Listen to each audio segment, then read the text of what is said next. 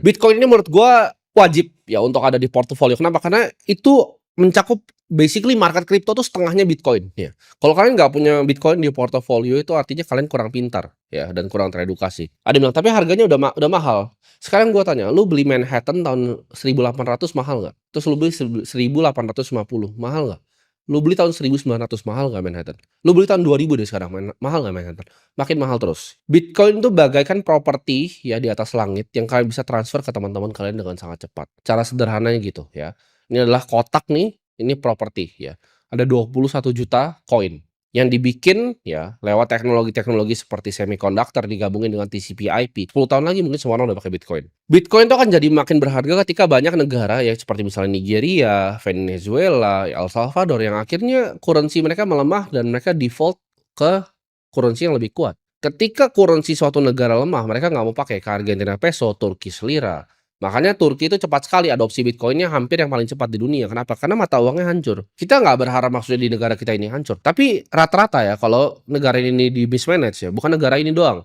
Semua negara di luar, Turki, Argentina, gue sebut Brazil, itu semua orang akan lari ke Bitcoin ya teman-teman. Itu mereka semua akan lari ke Bitcoin. Mereka nggak akan beli saham di negaranya, mereka nggak akan berani beli properti di negaranya.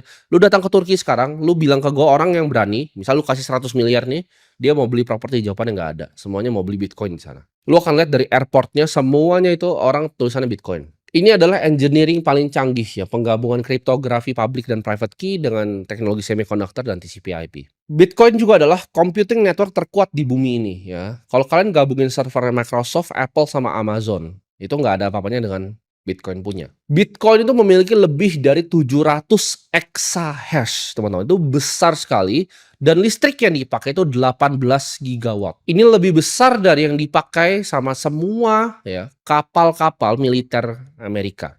Semua destroyer yang lu lihat, aircraft carrier itu digabungin semua.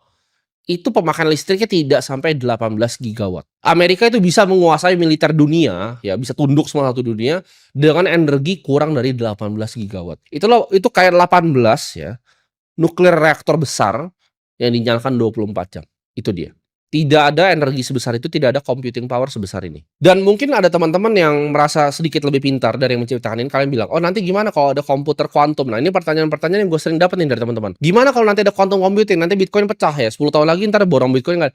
Jawabannya gini, kalau lu emang bisa bikin quantum computing untuk pecahin ya encryption SHA-256 ya Bitcoin, jawabannya lu bisa pecahin bank sentral dunia. Lu kenapa nggak ke Federal Reserve aja lu hack gitu, lu ubah treasury-nya?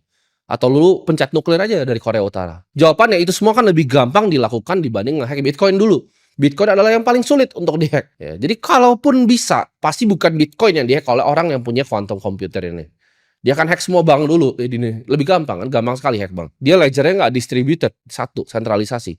Paling hack 3 server beres bolong. Jadi Bitcoin itu akan jadi opsi terakhir untuk dihack. Dan ini bukannya orang nggak tahu bahwa komputer tuh makin canggih makin canggih. Buktinya Bitcoin sekarang 700 exahash, dulu nggak 700. Jadi makin canggih quantum computing, makin canggih juga miner Bitcoin. Paham nggak kalian? Ini teknologi ya. Jadi jawabannya nggak akan bisa dipecahin. Dan sekarang kita juga lihat Bitcoin 80% tuh dipegang oleh para long term holder yang nggak pernah jual. Mereka jangka panjang.